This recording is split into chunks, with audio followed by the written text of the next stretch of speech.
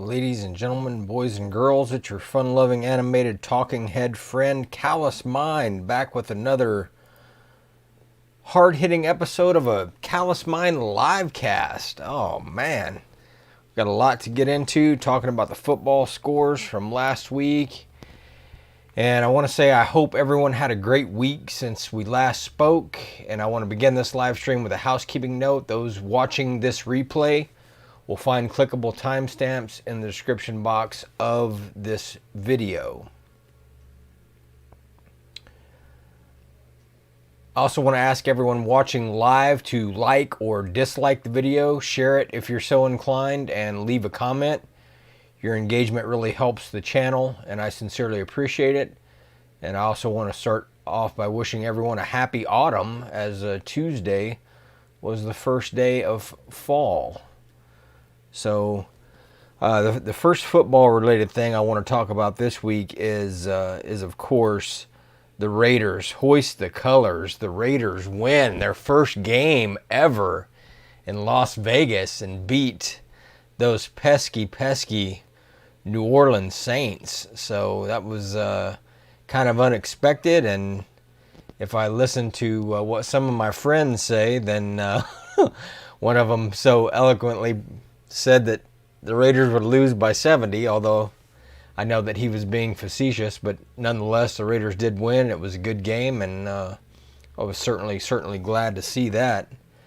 And without further ado, then we can go ahead and kind of jump into this week's picks and kind of go over the record from last week. So let me get to that screen, and we can do this.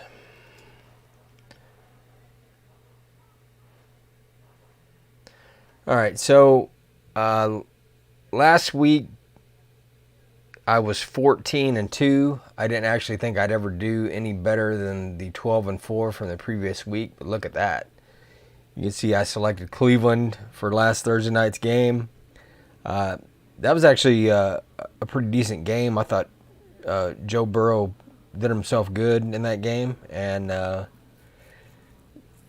at least made it interesting. It wasn't a blowout, but Cleveland won nonetheless. Chicago got another win, not too terribly surprising. Bad news in that game, though, for the New York Giants, is they have lost Saquon Barkley for the season, and that is just, oh man, it's terrible. Hate to see any athlete get hurt, especially be lost for the season.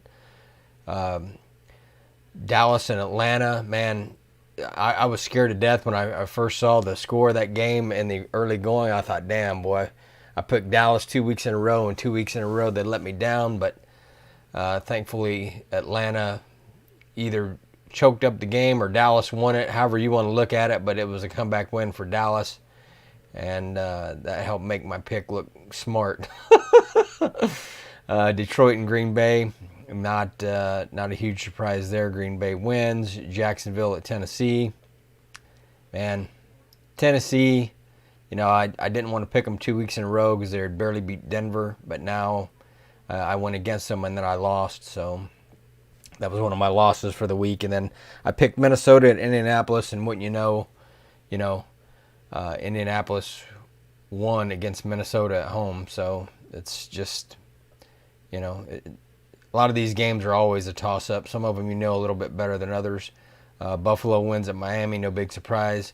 San Francisco wins at New York, but they lost Nick Bosa for the season, so another dramatic injury there for another football team. Luckily, San Francisco is kind of deep defensively, so they should be all right. But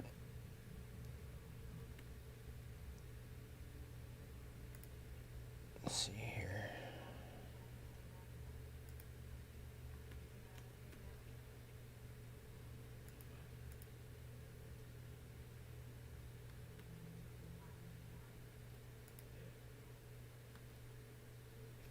My computer gonna lock up here.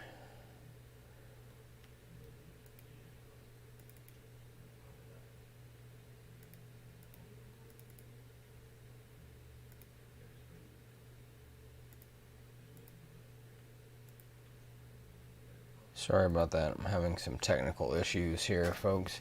I've been saying that I was going to use a different machine for this, and I just haven't done it yet. And now it's making me regret my decision. So it looks like I will have to go ahead and switch machines for next week's video. See, I left off at San Francisco and New York talking about Nick Bosa, Los Angeles at Philadelphia. You know, I actually expected Philadelphia to be a better football team, but they've now lost to Washington and the Los Angeles Rams. So I don't know how good Philly's going to be this year, but I was right on that pick anyway by taking the Rams. Denver at Pittsburgh. Yeah, Pittsburgh won, no big surprise there. Carolina at Tampa. Tom Brady looked more like Tom Brady, and Tampa Bay took care of Carolina. Bad news for Carolina, though. They've lost Christian McCaffrey for 4 to 6 weeks, so that's it's not a good thing. Anybody who had him on their fantasy team is going to be pretty disappointed. Washington football team, formerly known as the Redskins, at the Arizona Cardinals. I picked Arizona. They won pretty handily. Great games. Good to see the Cardinals playing well. Obviously, good to see Kyler Murray playing well. And what else can you say? I mean, that's that's why they drafted him number 1, and he's kind of doing what you expect a number 1 draft pick to do. So take that. It's funny. I'd actually had a conversation with the guy last week who said, this was on Sunday, he had said that he'd actually wished the Cardinals had taken Nick Bosa at number 1 instead of Kyler Murray. That was kind of based on things that happened last year, but he said, he's looking like a true number 1 draft choice this year, and now he's changing his mind, and he's glad that the Cardinals selected Kyler Murray. So I am too. We'll see how it plays out, but I think Arizona, just like any other team in the league, but they're young, they're exciting, they're pretty deep offensively, and I think they can be a good team, and really, if nothing else, come out of the West as a wild card in the NFC if they can't win it, because they're still competing against Seattle and the Rams. And I think the 49ers will probably take a step back off of their Super Bowl season. That's pretty clear so far this season for them, and the Nick Bosa injury doesn't help aid them in getting back where they once were. See, Kansas City at Los Angeles. That was actually a closer game, went to overtime. I can't believe Kansas City got taken to overtime by the Los Angeles Chargers. Man, that is just cuckoo nuts. I actually have an interesting story about the Los Angeles Chargers later on in the live cast here. Baltimore at Houston. Never really surprised when Baltimore wins, and with Lamar Jackson, I mean they're dangerous, and they're going to be good. So next up, New England at Seattle. That game was probably a little closer than I anticipated it being, but Seattle did win at home against New England, which is not a super surprise. And then, of course, we've already talked about the Saints and Raiders. And now we can go right into my Week 3 picks here. Let's see.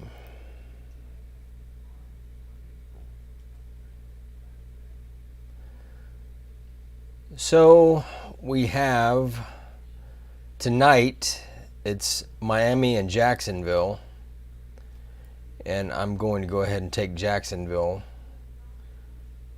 We'll see how it pans out, but I think that's the way I'm going to go ahead and go, is with Jacksonville. Chicago at Atlanta. Man, I just don't know if I believe in Atlanta's defense. They had a pretty big lead on the Cowboys, and Chicago has been playing pretty good, so I'll take Chicago at Atlanta. Los Angeles Rams at Buffalo Bills. I'll take the home team, Buffalo Bills. Washington at Cleveland. That actually could be an interesting game, but I'll take Cleveland for the win there. Tennessee at Minnesota. You know, I picked Minnesota before. I picked Tennessee before. Tennessee at Minnesota. I'm going to go ahead and take Tennessee because I just don't really trust Minnesota at this moment in time.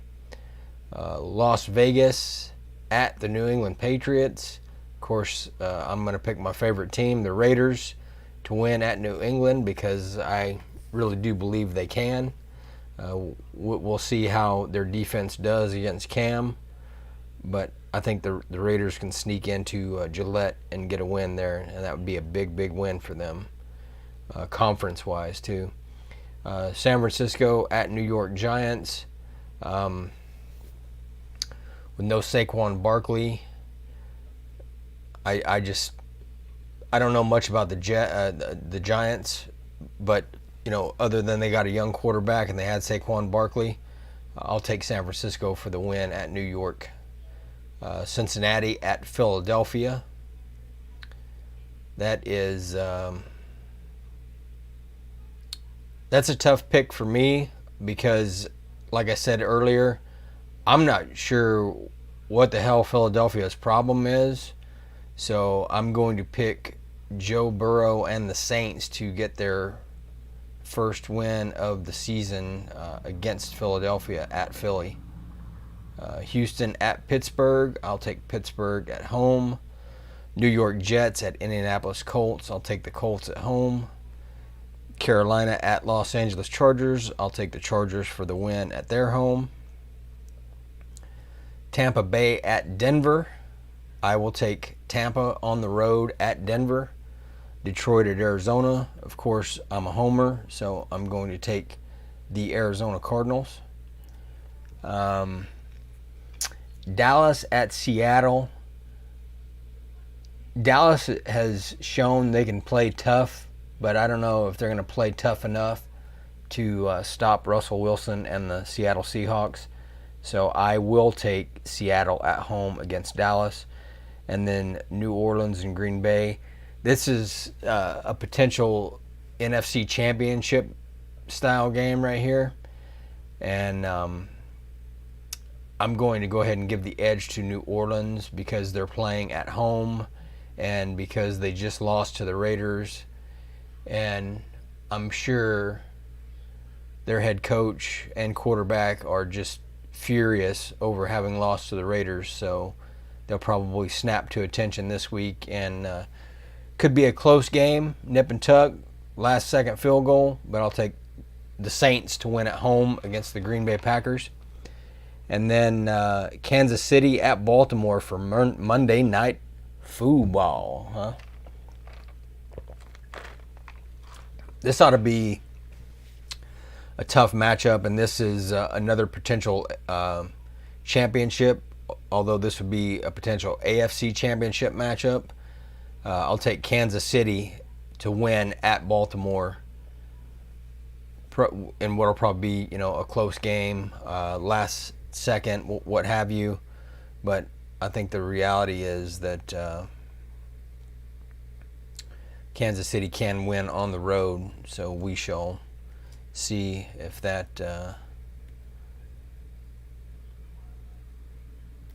is the same or if Baltimore wins. But whatever happens, it'll most likely have future playoff implications. So that's going to be a hard fought game, I'm sure. Let's see what's going on with the comments here. Nothing.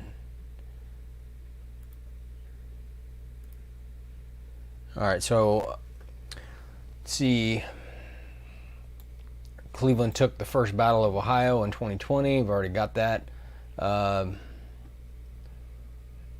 See, I'd seen a story the other day where Justin Verlander announces he needs Tommy John surgery.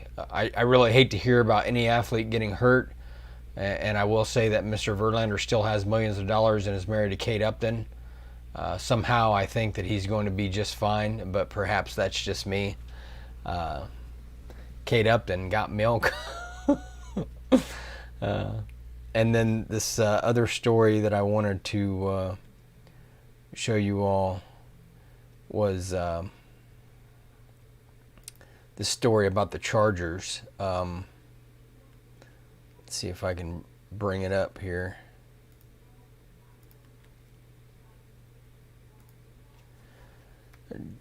Chargers QB Tyrod Taylor's lung punctured by team doctor before Chiefs game. Lord have mercy. Man, nothing breeds confidence in your team doctor. It's quite like puncturing your starting quarterback's lung, right? Let's see. This was from yesterday. The Los Angeles Chargers team doctor accidentally punctured quarterback Tyrod Taylor's lung just before kickoff Sunday while trying to administer a pain-killing injection to the quarterback's cracked ribs. That's why Taylor did not start Sunday, and rookie quarterback Justin Herbert unexpectedly did against the defending champion Kansas City Chiefs in an arrangement that Lynn said will continue Sunday against the Carolina Panthers. So if that's the case, Taylor didn't start and Justin Herbert did, and he's a rookie, and he almost beat the defending Super Bowl champs. So that's, man, it's a hell of a thing for a first game. You know what I mean? That's kind of crazy talk. See some kind of culture and politics. The delicious Alyssa Milano calls police on a teen with an air rifle who was shooting at squirrels. That's always good. Apparently she's a defund the police advocate, but she doesn't mind calling the police for her own protection. So that's always very, very entertaining. And, you know, what can you do? It's you got to call the police, right? Everybody needs to be able to call the police. See what else happened last week. Yeah,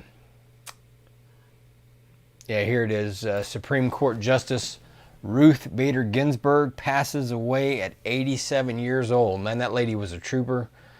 She, had been living with cancer for a while. I think at one point she had beaten it, and then it came back. But fair winds and following seas to Ruth Bader Ginsburg. The left seems to have just lost their ever-loving minds over this thing here, and it just politics and the political temperature in this country never really cease to amaze me. It's a scary, scary thing. See, on September 17th, elderly female Trump supporter slapped in California. What is going on with protesters targeting elderly people? I think we all know why, and I don't need to say any more about that. These types of incidents make the best commercials for the Donald Trump campaign. See, and I think that's going to pretty much round out the episode for this week. I did want to, I'll go ahead and check on the comment monitor one more time here. Looks like nobody is commenting, and that's fine. Whatever works. I do want to kind of send a shout out and thank you to all the viewers, subscribers out there. I do sincerely appreciate it. Be on the lookout for some new Talking Head podcast episodes that will be coming out soon, I hope.